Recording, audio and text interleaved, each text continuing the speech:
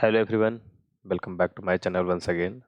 सो मैं पंकज कुमार इस वीडियो में आपको एक्सप्लेन करने वाला हूँ LeetCode easy problem list से एक और क्वेश्चन जिसका नाम है nth ट्रिबोनाकी नंबर।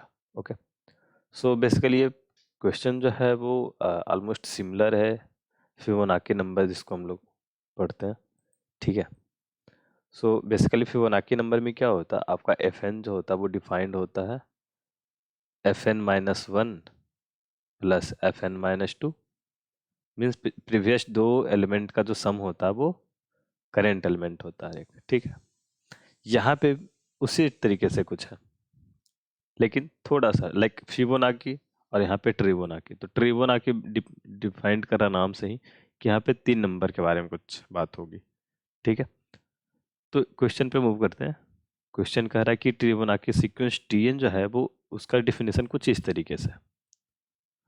तो ये डेफिनेशन क्या कह रहा है कि ट्रिबोनाकी सीक्वेंस जो टीएन है आपका, उसका जो डेफिनेशन हम बोल रहे हैं कि फर्स्ट टर्म आपका 0 होगा, सेकेंड टर्म 1 होगा, थर्ड टर्म जो आपका है वो भी 1 होगा, एंड उसके बाद जो भी टर्म होगा वो प्रीवियस दो टर्म के सम का होगा। ठीक है, तो ऐसे कर देते हैं इसको, या +2 tn+1 एंड देन tn।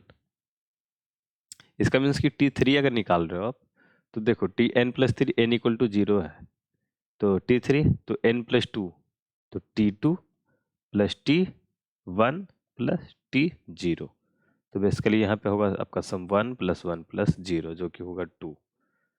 तो अगर आप सीक्वेंस को देखो तो कुछ इस तरीके से बनेगा, 2 होगा एंड यहाँ पे ये तीनों का सम है। अब ये टर्म के लिए ये पिछले 3 का सम, तो यहाँ पे 4 एंड देन यहाँ पे 7 एंड इस तरीके से ये आगे बढ़ता चला जाएगा। ठीक है, अब क्या आपको दिया हुआ है कि आपको एक गिवन n के लिए tn रिटर्न करना, राइट।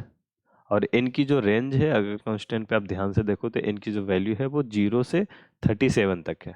तो टोटल पॉसिबल जो आपको वैल्यू है वो 38 वैल्यू है, उससे ज़्यादा नहीं होगी।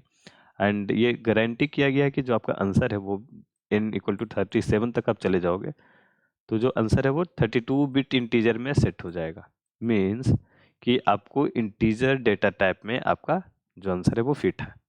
तो इंटीजर ओवरफ्लो का केस यहाँ पे नहीं होने वाला है, ये है। तो अगर ऐसा कुछ होता है तो हम लोग इंट की जगह लॉन्ग लेकर अपना काम करते हैं लॉन्ग लॉन्ग पे। ठीक है, तो आपको यहाँ पे बेसिकली ये बता भी रहा उसी चीज़ का। तो ओके, तो ये क्वेश्चन हो गया एंड आप क्वेश्चन को समझ चुके हो कि क्या करना है। बेसिकली फिबोनाची हम लोग क्या करते हैं, पिछले 2 टर्म का सम लेते हैं और यहाँ पे पिछले 3 टर्म का सम है, और वहाँ पे 2 टर्म का बेस आपको मिलता है और यहाँ पे 3 टर्म के लिए 3 टर्म जो आपका बेस केस दिया हुआ है। ठीक है, ओके ओके। तो फिबोनाची भी बेसिकली हम लोग 2 तरीके से सॉल्व करते हैं। ठीक है, और भी हो सकते हैं तरीके, बट अगर आप ध्यान 2 तरीके से ऐसे मैं बताऊं तो एक तो आपका अप्रोच होता है वेरिएबल के जरिए। फर्स्ट फर्स्ट जो आपका वे होता है वो विया वेरिएबल। आप फिबोनाची की बात करो या ये ट्रिबोनाची जो इस क्वेश्चन का करंट की बात कर रहे हैं, दोनों में सेम केस है, दोनों क्वेश्चन ऑलमोस्ट सेम ही है, कुछ नहीं हो ऊपर नीचे है आपका। ठीक है, तो वही चीज़ है जो यहाँ पे अप्रोच यूज कर रहा हूँ, आप सेम अप्रोच उसके लिए भी यूज कर सकते हो। हाँ, बट हो सकता है कि फिबोनाची जो है वो एन की वैल्यू हाँ बड़ी करके आपको जो और ऑप्टिमाइज करने की कोशिश करे, मतलब होती है उसमें। तो अगर सिमिलर काइंड ऑफ कंस्टेंट है तो आप दोनों को सिमिलर टाइप ऑफ सॉल्यूशन दोनों में यूज कर सकते हो, तो थोड़ी सी चेंज होने वाली है। तो पहला अप्रोच है जो वेरिएबल के जरिए एंड दूसरा अप्रोच डीपी के जरिए। तो बेसिकली अगर डीपी आपको नहीं पता है, डीपी नाम से आप डर रहे हो, तो ऐसा कुछ नहीं है। डीपी मतलब है ठीक है, अच्छे टॉपिक है, बट यहाँ पे उस खतरनाक लेवल की डीपी आपको यहाँ पे यूज नहीं होने वाली है। यहाँ पे बहुत सिंपल सी एक लाइन यूज होने वाली है। ठीक है, सबसे पहले ये वेरिएबल वाला समझते हैं। वेरिएबल में हम लोग जैसे फिबोनाची में बात करते हैं तो fn+2 या fn=2 लिखते हैं। एक मिनट, ठीक है, fn= हम लोग जैसे समझते हैं fn-1 + fn-2। तो इसके लिए हम लोग क्या करते हैं, लाइक c = a + b अब फर्स्ट टर्म को ए, बी एंड थर्ड टर्म को सी, और यहाँ पे हमेशा ये चीज़ फॉलो अप करते चलते हैं। तो क्या करते हैं हम लोग इस चीज़ के लिए, हम लोग फिबोनाची में जो काम कर रहे हैं, ठीक है, तो हम एक लूप के जरिए ए को हमेशा फर्स्ट टर्म जो होगा उसकी वैल्यू ए में स्टोर रखते हैं, सेकेंड टर्म की वैल्यू हमेशा बी में रखते हैं, एंड थर्ड टर्म की जो वैल्यू है सी में रखते हैं। तो लेट सपोज यहाँ पे आपको करंट अभी जो भी चल रहा था 0 एंड 1 है, तो ये तो आपको मिल गया, ठीक है, आपने इसके लिए कैलकुलेट कर लिया। लेकिन इसको कैलकुलेट करने के बाद क्या करते हैं, ये ए जो है अभी करेंटली इसको डिनोट कर रहा होगा, but after doing this operation इस सी की वैल्यू को यहाँ पे अपडेट करने के बाद क्या होगा, ए जो है बेसिकली इसको पॉइंट करेगा, तो ए में बी की वैल्यू स्टोर करते हैं, तो ए इक्वल टू बी कर देते हैं ऐसा, बी में सी की वैल्यू स्टोर करते हैं, तो B equal to C, and next time फिर से ये बी और सी के हिसाब से एक नया वैल्यू यहाँ पे कैलकुलेट होती है, तो ये ए पॉइंट करने लगता है और ये बी पॉइंट, और नेक्स्ट टाइम जो है फिर से आपका ये सी बन जाता है।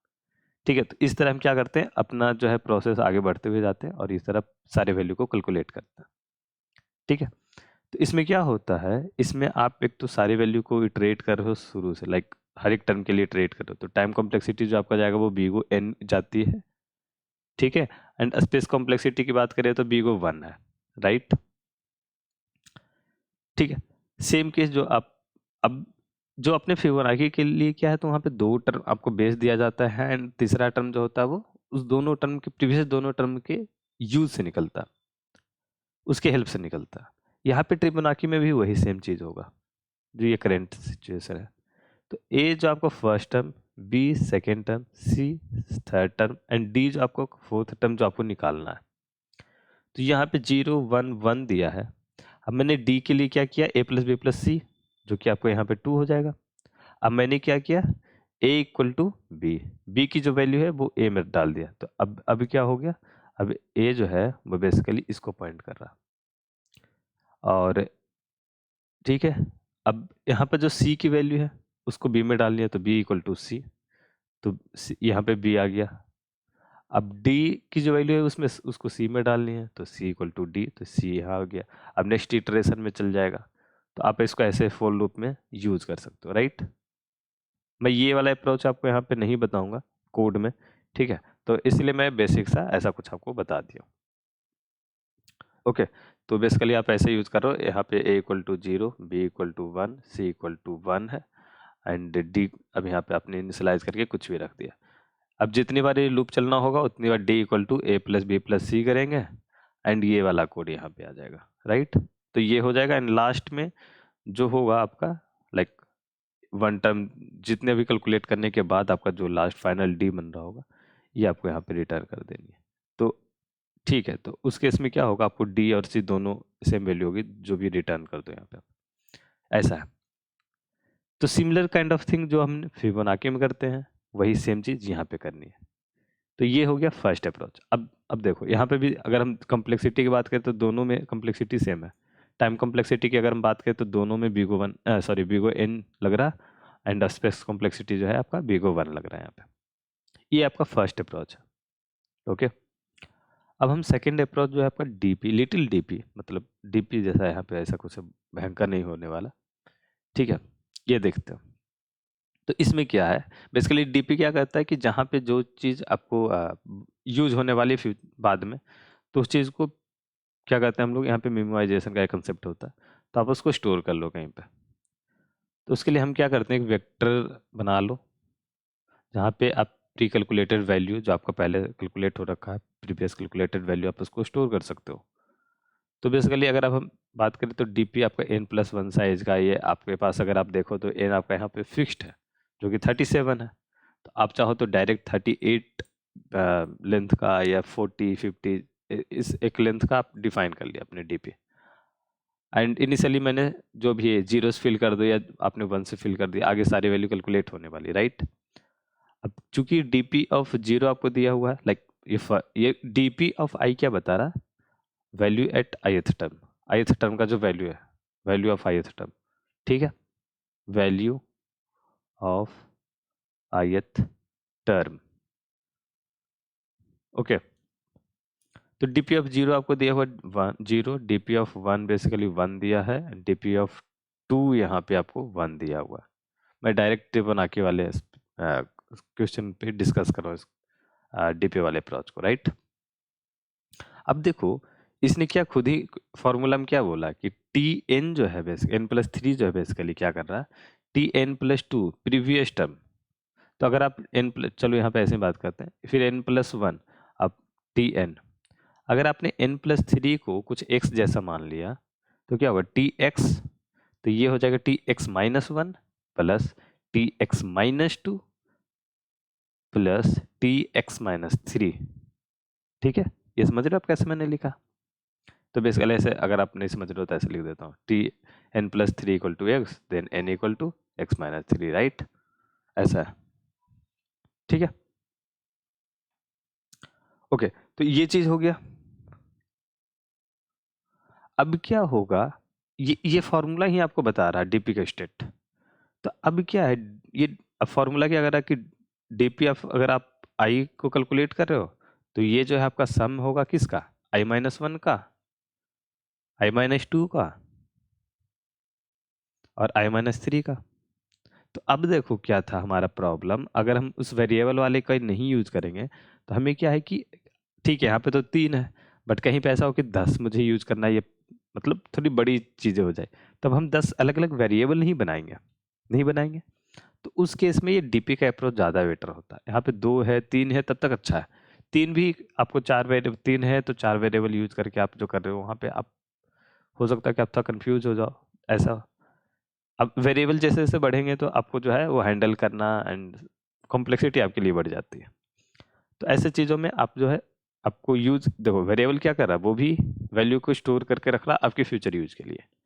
तो अगर आपको कॉम्प्लेक्सिटी जहाँ पे बढ़ जाती है, ज़्यादा वेरिएबल होने लगते हैं, ज़्यादा अननोन हो रहे हैं, तो उस केसेस में आपको जो है डीपी अप्रोच बेटर होता है। ठीक है, तो अब यहाँ पे पिछले 3 टर्म का सम चाहिए, तो पिछले 3 टर्म का जो सम आपका जो है डीपी i-1 में जस्ट प्रीवियस सम, i-2 उसकी प्रीवियस सम एंड i-3 जो होगा लास्ट प्रीवियस से थर्ड टर्म जो होगा स्टोर होगा। और वही वैल्यू मुझे चाहिए जो कि मैं यहाँ पे a+b+c में रख रहा था। तो ये वैल्यू आपको कुछ ऐसा है कि ये बता रहा है a जैसा, ये b जैसा है और ये c जैसा है। तो उसी तरीके से आपने वैल्यू यहाँ पे स्टोर कर रखा है और यहाँ पे डायरेक्ट कैलकुलेट होते चला जाएगा। तो हर एक आई के लिए, ठीक है, अगर आप देखो तो ये 0 है 1 है 2 है आपका स्टोर हो जाएगा। और उसके बाद हर एक i3 के लिए 3 से लेके आपको n तक के सारे वैल्यू के लिए आपको कैलकुलेट करना है। एंड अब डीपी लेट सपोज आपको पूछ रहा है कि मुझे थर्ड टर्म बताओ, तो मैं डीपी ऑफ सॉरी इधर नहीं, हाँ, डीपी ऑफ 3 पूछ रहा, तो 3 थर्ड टर्म पूछ रहा ना, तो 3-2 होगा, तो n की वैल्यू के हिसाब से यहाँ पे चल रहा है, तो n यहाँ 0 से ही शुरू हो रहा। तो हम लोग बात कर सकते हैं कि डीपी ऑफ n जो होगा वो इसका बताएगा आपका। अगर nth टर्म इस तरीके से पूछे तो आपको इंडेक्स वाइज आपको घटा लेना है। वो क्वेश्चन में डिपेंड करता है कि आपको क्या ट्रीट किया जा रहा है। ठीक है, तो अगर 0th टर्म मान रहा है एंड फर्स्ट टर्म उसके बाद चल रही है चीज़ें, या n के वैल्यू पे है, तो इस तरीके से। ठीक है, तो मैंने बोला कि नहीं यार सीक्वेंस का मुझे फर्स्ट टर्म चाहिए, तो ऐसे काउंटिंग जो होती है वो हमेशा 1 से शुरू होती है। तो आपको ऐसा नहीं है कि 0th टर्म होता है कोई भी चीज़ में। तो आपका जो 1th टर्म पूछ रहा तो वो पूरे जो एरे में है, जो आपका डीपी में है, तो वहाँ का 0th टर्म जो होगा वो आपका यहाँ पे रिटर्न करना होगा उस केसेस में। ठीक है, तो ये चीज़ें हो सकती है possible. Okay, so I hope आपको सॉल्यूशन वाला पार्ट ये जो है एक्सप्लेन मैंने कर दिया होगा। ठीक है, तो अब मैं आपको कोड दिखाता हूँ इसका, एंड कोड बेसिकली इजी है, कोड में कुछ ज़्यादा नहीं है। तो यहाँ पे मैंने डीपी, आप देखो डीपी ऐसा नाम बस दिया मैंने वेक्टर का, ऐसा कुछ है नहीं, ये एक नॉर्मल वेक्टर है, आप इसको जो भी अपना नाम दे सकते हो। तो ये अप्रोच होता है जो डीपी है, करने का तरीका है जो जैसे आप ग्रीडी यूज करते हो, एक ज्योमेट्री का क्वेश्चन है या मतलब नॉर्मल मैथमेटिक्स का क्वेश्चन है, कुछ भी, तो वो अप्रोच है। तो ऐसा डीपी का नाम, डीपी जो मैंने दिया है जस्ट एज अपने मन से है, आप यहाँ पे कुछ भी दे दो। ठीक है, ओके, तो डीपी ऑफ 0 = 0। अब मैंने 0 पे ही रिटर्न क्यों किया, क्योंकि एन डीपी ऑफ 1 कहने का मतलब है कि हमेशा इनकी वैल्यू जो है एटलीस्ट आपका जो होगा 1 तो होगा ही होगा। तो अगर आपने यहाँ पे रिटर्न नहीं किया और आपने ये वाला कर दिया है एंड यहाँ पे आपने n+1 के साइज को रख रहा, ठीक है, रखा है आपने, तो अगर आपने ऐसा रखा है तो गलती हो जाएगी, रन टाइम एरर आएगा, क्योंकि n = 0 पे आपका जो है ये चीज़ें रन टाइम एरर देगा। ठीक है, तो इस चीज़ का आपको ध्यान देना है। तो D P of zero equal to zero initialize हो गया, वैल्यू असाइंड हो गया एंड जीरो पे रिटर्न कर दिया अगर जीरो ही होगा तो। वन किया, सिमिलरली वन के लिए भी कर दिया एंड टू पे वैल्यू मिल गई। उसके बाद कैलकुलेट की मैंने वैल्यू, तो डी पी थ्री से अब सारी वैल्यू क्या होगी, पिछले तीन टर्म का सम होगी, तो तीन टर्म का सम निकाला एंड उसके बाद डी पी ऑफ एन जो होगा वो रिटर्न हो जाएगा। ठीक है, तो कोड में कुछ नहीं था, मेन है कि ये लॉजिक जो आपको समझना है। अगर देखो आपने वेरिएबल वाला कंसेप्ट यूज किया है तो आपको डीपी वाले कंसेप्ट को अगर आप रिलेट करके समझ रहे हो तो बहुत ईजी आप समझ जाओगे, तो ऐसे में प्रॉब्लम नहीं होगा। बट अगर आप डीपी के नाम से डरते हो ऐसे तो थोड़ा सा मतलब वो भी है, लोग भागते हैं डीपी ट्रेज लिंक लिस्ट वगैरह। ठीक है, तो वो चीज़ें नहीं करनी, आप रिलेट कर लो एंड आई थिंक आपको इजीली समझ में आ जाएगा ये। ठीक है, सो आई होप आपको समझ में आया है, बट अगर आपको कोई डाउट है तो आप नीचे कमेंट बॉक्स में बताओ एंड हम लोग मिलके उसको डाउट को सॉल्व करेंगे। ठीक है, ओके, सो मिलते हैं अगली वीडियो में, टिल नाउ बाय बाय।